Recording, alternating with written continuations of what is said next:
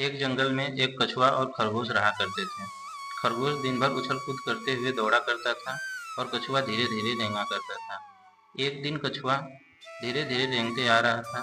तभी खरगोश दौड़ते हुए गया और कछुए का मजाक उड़ाते हुए बोला, अरे कछुए, तुम तो इतना धीरे रेंगते हो, तुम तो कभी मुझे पकड़ भी नहीं सकते। इतनी बात सुनते ही कछुआ बोलता है, हे मित्र, इतना घमंड ठीक नहीं। अगर तुम्हें इतना ही घमंड है तो आओ चलो रेस लगा करके दोनों लोग देखते हैं। अगली सुबह कछुआ और खरगोश दोनों रेस लगाने के लिए तैयार होते हैं और जंगल के सभी जानवर रेस देखने के लिए आते हैं। खरगोश हंसते हुए बोलता है, मैं तो इसे 2 मिनट में हरा दूंगा, लेकिन कछुआ चुपचाप शांत खड़ा रहता है। रेस शुरू होती है। खरगोश काफी तेजी से दौड़ता है और कछुए से बहुत आगे निकल जाता है, जबकि कछुआ धीरे धीरे रेंगता हुआ खरगोश के पीछे पीछे आगे बढ़ते रहता है। खरगोश तेज दौड़ता है और कछुए से बहुत आगे निकल जाता है। कुछ दूर जाने के बाद खरगोश जब ये देखता है कि कछुआ दूर दूर तक दिखाई नहीं दे रहा है, तो फिर खरगोश पीछे की तरफ घूमता है और ध्यानपूर्वक देखता है कछुआ कहाँ है। कछुआ खरगोश को बहुत दूर तक दिखता नहीं है।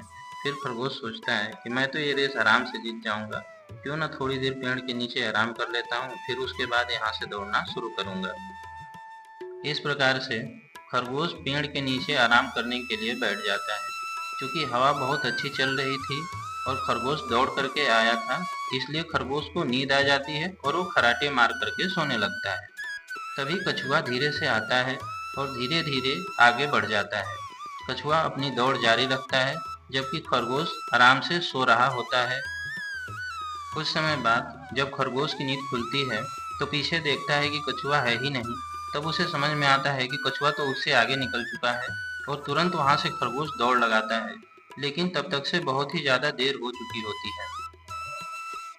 क्योंकि कछुआ धीरे धीरे ही सही लेकिन लगातार अपनी दौड़ जारी रखता है और वो जीत की लाइन के काफी करीब पहुंच जाता है। खरगोश पीछे से दौड़ करके आता है, परंतु तब तक से काफी देर हो चुकी होती है और कछुआ इस रेस को जीत जाता है।